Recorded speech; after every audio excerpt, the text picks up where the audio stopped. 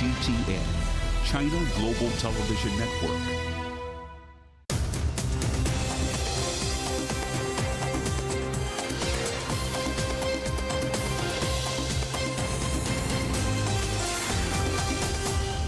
Live from London, this is The World Today.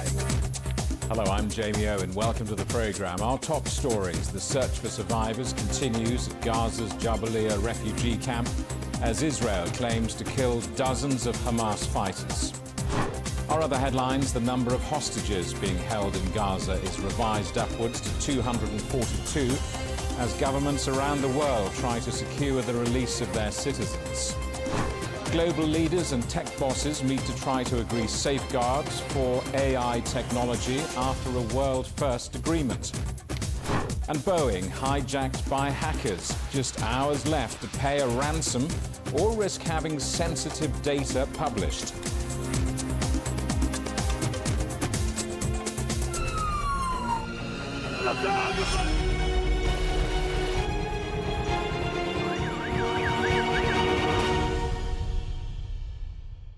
Israel says dozens of Hamas fighters have been killed in overnight operations in Gaza. The Israeli military says armed forces were targeted by anti-tank weapons and grenades. Meanwhile, the Hamas-run authorities in Gaza say 195 Palestinians are known to have been killed in 2 Israeli airstrikes on the Jabalia refugee camp earlier this week. Rescue attempts are continuing at the site, with over 100 people still believed to be trapped under the rubble. Well, the number of hostages held by Hamas in Gaza has been revised upwards to 242. Let's talk to our correspondent, Stephanie Freed, who joins us live from a hostage family's protest in Tel Aviv. Stephanie, we're getting the story about getting hostages back remains obviously a priority for many Israelis. But what more is the military saying about its offensive in Gaza?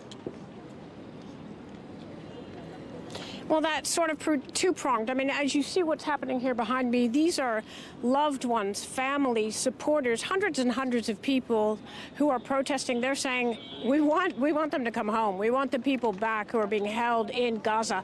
They've had no word certainly from Hamas. They don't know how the hostages are faring. They've asked for that repeatedly, that the Red Cross be given access to the people being held. Tomorrow, U.S. Secretary of State Antony Blinken is due to arrive here, and part of the understanding for his arrival is they're talking here about a humanitarian pause. Part of that pause may be to negotiate some sort of release. Hamas has said they're not going to let soldiers go. They will let civilians possibly go. But right now, the word of Hamas hasn't been necessarily credible, and people here aren't taking that as a credible claims. They're waiting to see. They want to see the proof of mass releases of the women, babies, children, elderly that are being held, and on, that are being held, dozens of nationalities inside of Gaza. You're asking about how the offensive is going, or how the operation. Israel's now concentrating around Gaza City. It's understood that the operation or command center of Hamas is in Gaza City, underneath the city, in the tunnel network. We heard a lot about the explosion there and the collapse and civilians being trapped under the rubble. Well, we understand that came from explosions and subsequent explosions of weapons that were being stored by Hamas in their tunnel system that collapsed basically the infrastructure there and led to a huge number of civilians. We know that the military, according to the information we're getting, Israel's military, they are using army engineers, robots, explosives, detonators. They're collapsing the entrances to tunnels. They are not going to engage. They will not go into tunnels because those are death traps and death zones. And right now they say they have destroyed 100 tunnels, and that doesn't include airstrikes. Meanwhile, we're getting more reports of violence on the West Bank and close to the Lebanese border. That's right. And there has been protest and pushback against that within Israel society of some of the violence, some of the unvetted settler violence that's happening in the West Bank against Palestinians who are living there. Pushback against that, angry voices here against what's happening there because it endangers the citizens of Israel as well. Yes, activity on the northern border remains, anti-tank missiles being fired, mortars being fired, Israel responding as well, missiles fired from Yemen by Iranian-backed Houthi rebels. Israel has intercepted those missiles, but another reason the U.S. Secretary of State is believed to be arriving in Israel on Friday is to discuss opening of these fronts. We're waiting for Hezbollah's Hassan Nasrallah to make a speech on Friday, the rare appearance because he does not ever come out in public. Militants have come across from Iraq, Iranian-backed militants from Syria, made their way into Lebanon. The implications there, possibly waging another front against Israel, the implications are clear. Stephanie, thank you for that. Our correspondent, Stephanie Fried in Tel Aviv. Well, for a second day, some foreign passport holders are being allowed to leave Gaza through Egypt's Rafah border crossing. A Qatar brokered deal between Egypt, Israel and Hamas and the United States is due to see nearly 7,000 people from more than 60 countries leave the besieged territory. It also allows for the transfer of critically injured Palestinians to Egypt for treatment. Only those on pre-agreed lists are able to leave, with queues forming of those hoping to make it to Egypt. Well, right now I'm between ice and fire. I don't know if I'm ever going to be able to see the family that I left behind or the friends that I left behind. People are dying. Everybody's dying. Nobody's safe.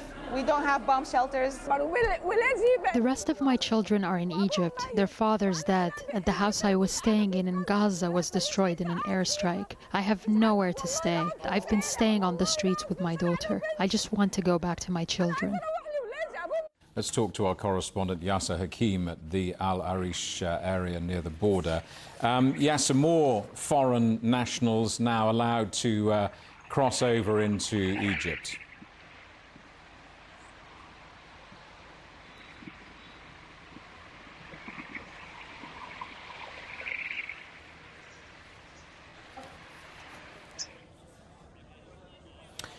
I think we may have lost our link there to our correspondent Yasser Hakim. We may try and return to him a little later in the programme. In the meantime, we'll carry on with the rest of today's news.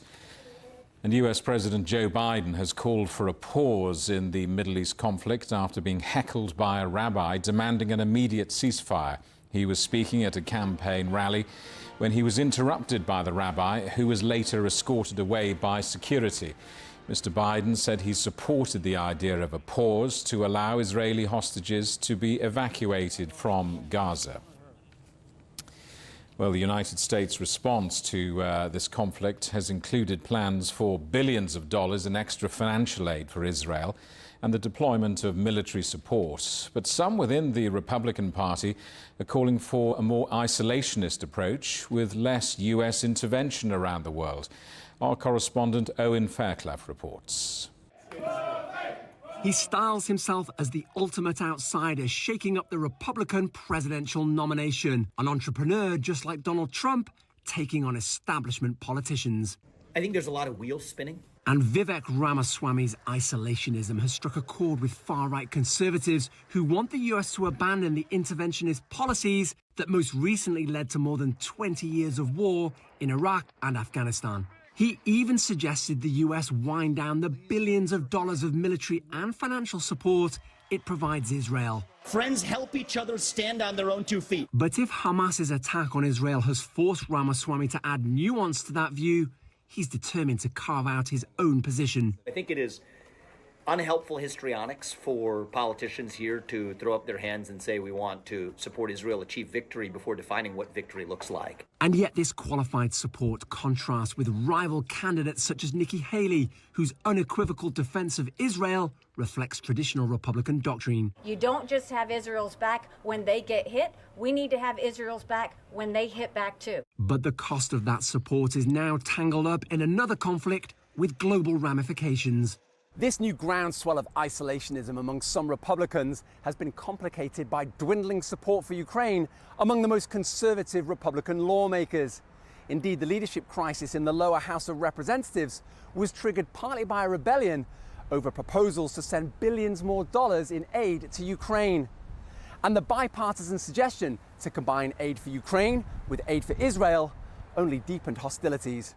And looming over this is the Republican presidential frontrunner Donald Trump, whose presidency was defined by an isolationism he's leveraging again for a third run at the White House. But even Trump isn't immune from criticism. You know, Hezbollah is very smart. They're all very smart. Trump's description of Hezbollah after it fired rockets at Israel, combined with criticism of both Israel's security lapses and Prime Minister Benjamin Netanyahu, drew bipartisan condemnation. And with polls showing strong bipartisan support for Israel, these isolationist Republican presidential candidates must now consider how they navigate their foreign policies in the run-up to next year's election. Owen Fairclough, CGTN, Washington.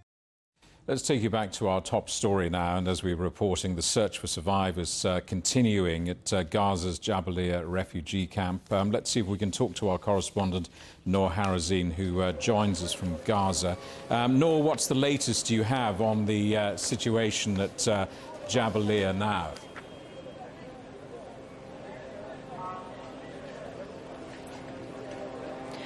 Well, what is happening there actually is a massacre. It is massacres actually. If we look to the footage that was published, if we looked at the situation, if we're talking to people, the situation there is just so bad to even find a word to describe how the situation is in Jabalia refugee camp. This refugee camp is located in northern Gaza.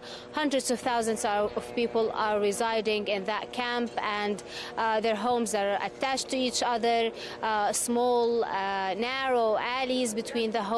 So we're talking about hundreds of thousands of Palestinians. One of the latest Israeli attacks on Jabalia refugee camp was when they attacked the Al Hussein UN school.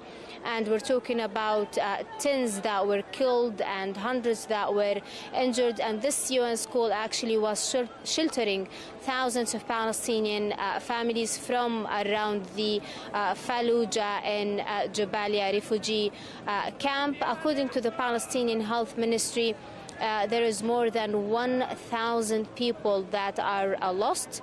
Their relatives actually put missing reports on 1,000 people under the rubble just in the Jabalia refugee camp since yesterday.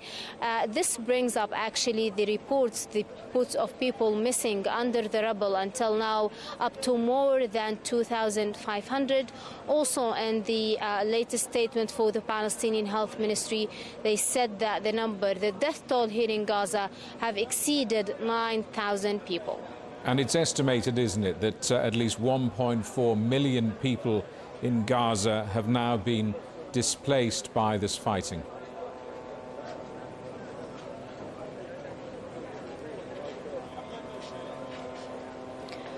Well, yes, this is the estimated number, maybe more even than that. Actually, here on the ground, we're seeing the schools full of families. Actually, some UN schools stopped receiving any families. If a family evacuated from northern Gaza seeking shelter in a UN school in southern Gaza, they will not allow the family in because all the classrooms, even the play yard is full of families. But now we can clearly say that the Gaza Strip is separated, northern Gaza is separated from southern Gaza, so no more people will be fleeing.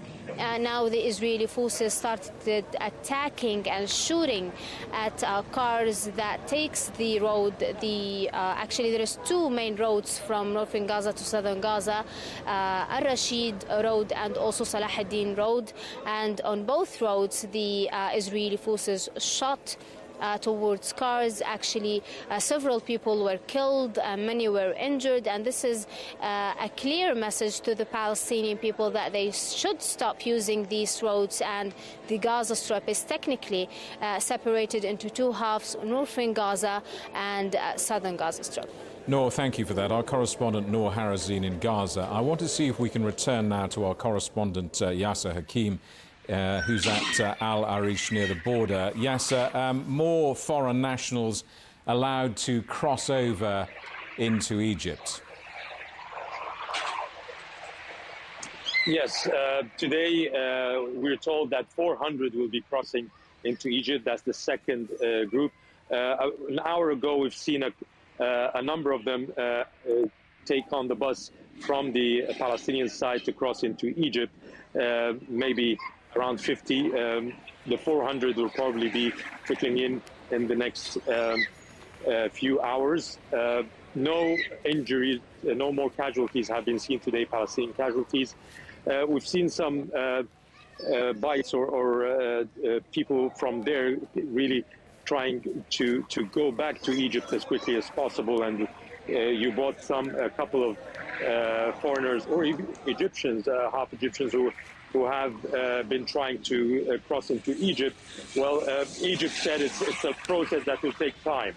There's 7,000 who are waiting to cross. They're foreigners, and it's understandable. They're very nervous. I spoke to one of them who has actually crossed into Egypt yesterday. She's from Finland, and she told me about horror stories going on in Gaza, which she had to face with her children, and even people getting killed. Her car on the way to the border, when she was going to the border to manage to cross there, it was a convoy of cars, and the cars next to her were shot by Israeli rockets, and they all died. And she said it was just a split second away that she would have been the one who was a victim. So it's understandable. The government says that they want to cross, but there are a lot of logistics concerning verification of those who want to cross. The passports, there are diplomats from the 60 countries that those foreigners are coming from. They're all now in Al-Arish, or many of them are in Al-Arish, sitting with Egyptian officials to verify the passports, to give them the request and the permits to come into Egypt. Many of them will fly right away to their countries. Ones who wants to stay in Egypt, they have to apply for a visa to stay. So there is a lot of logistics. 7,000 will not pass by across in a few days. It will take much longer. Back to you. Yasser, thank you for that. Our correspondent Yasser Hakim on the Egyptian border. You're watching CGTN. Still ahead, regulating artificial intelligence. World leaders look for common ground on regulation in Britain's Bletchley Park.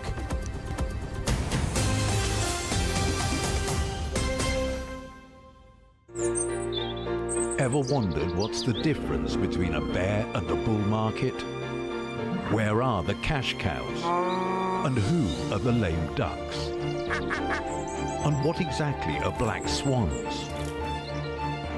Grey rhinos? And unicorn companies?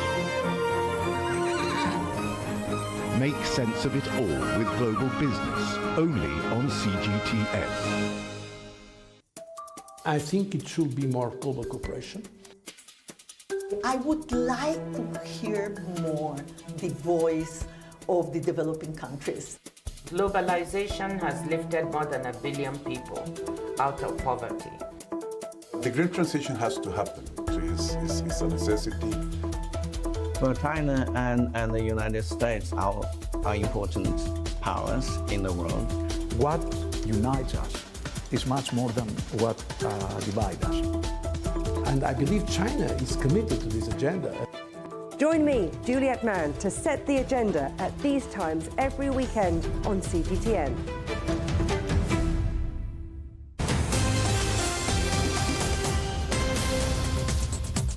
Hello, welcome back. A reminder of our top stories. The search for survivors continues at Gaza's Jabalia refugee camp as Israel claims to kill dozens of Hamas fighters.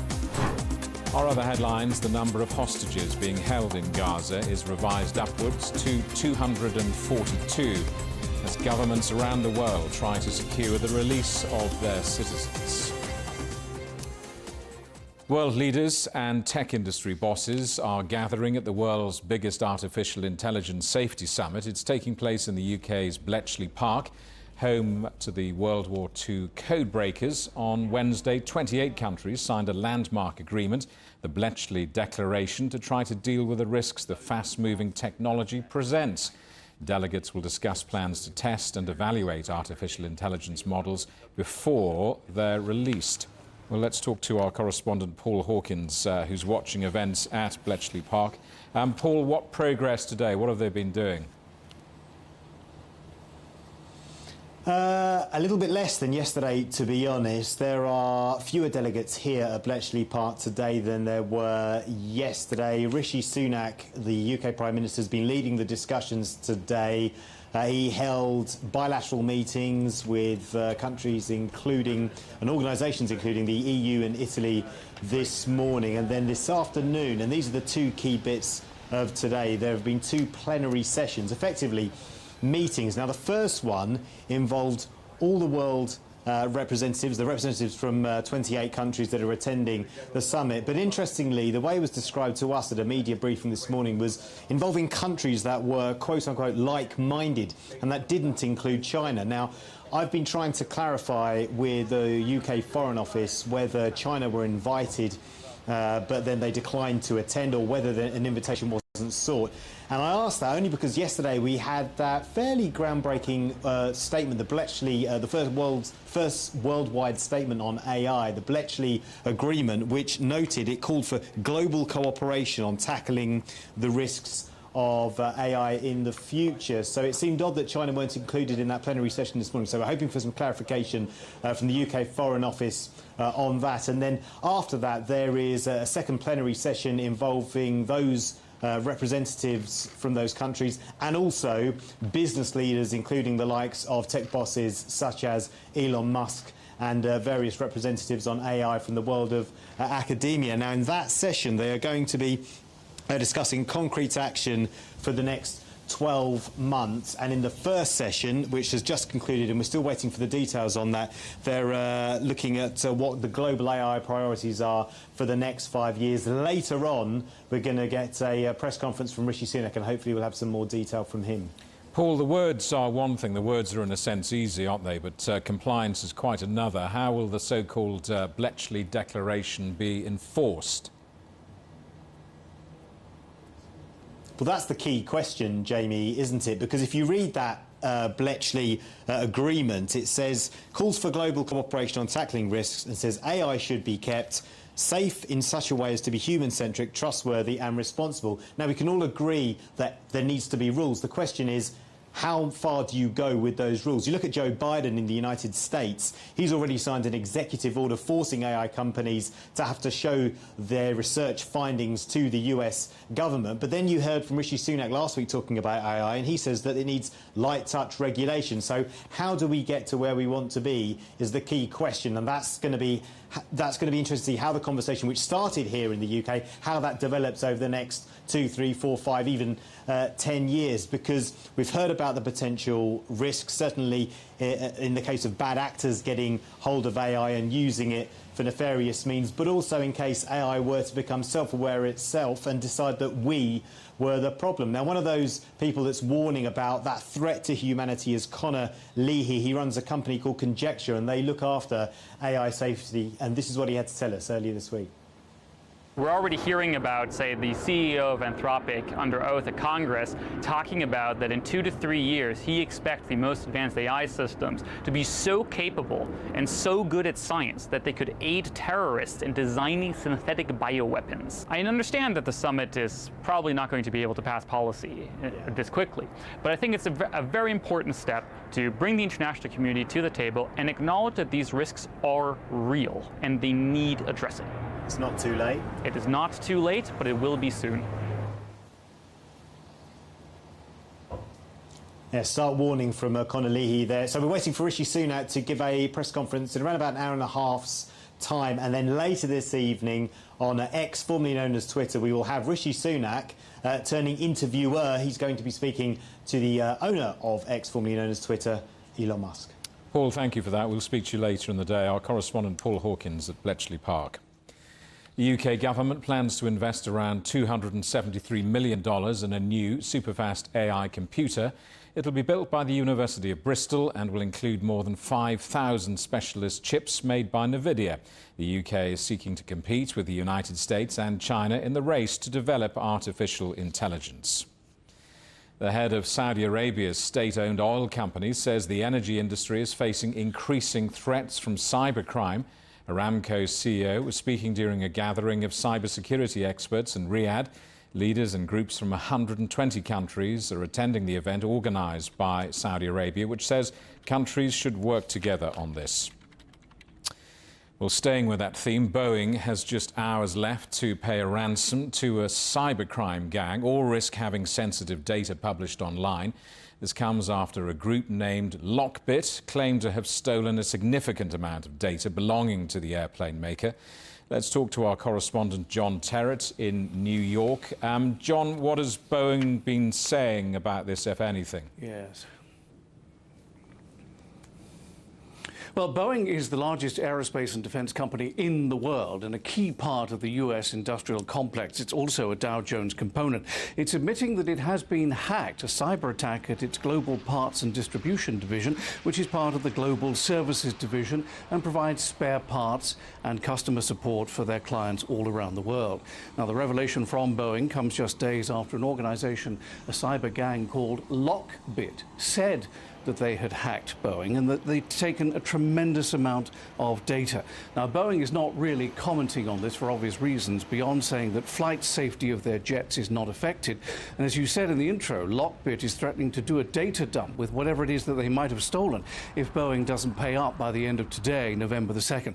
Boeing stock at the moment is up 1.5%, though, at $191, but it is down 6 months.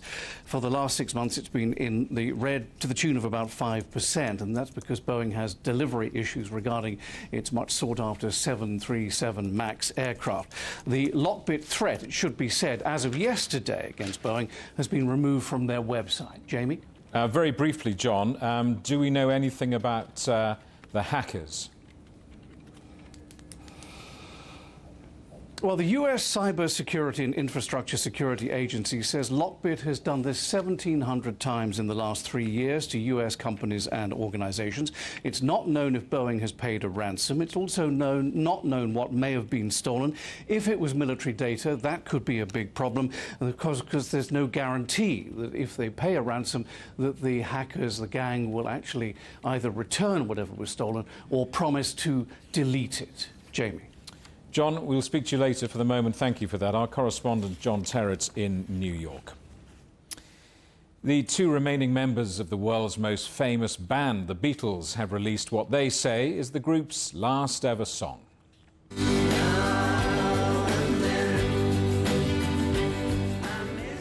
Now and Then is based on a recording made by John Lennon in 1978. The sound has been dramatically improved using specialist software with elements of artificial intelligence. It features guitar parts recorded by George Harrison in the 1990s and new bass and drum lines from Paul McCartney and Ringo Starr. The B-side features the band's first single, Love Me Do, and the video includes previously unseen footage from 1962. And that is The World Today. Thank you for watching. We're back with more news at the top of this hour. Coming up next, it's World Insight. For now, from all of the team in London, it's goodbye.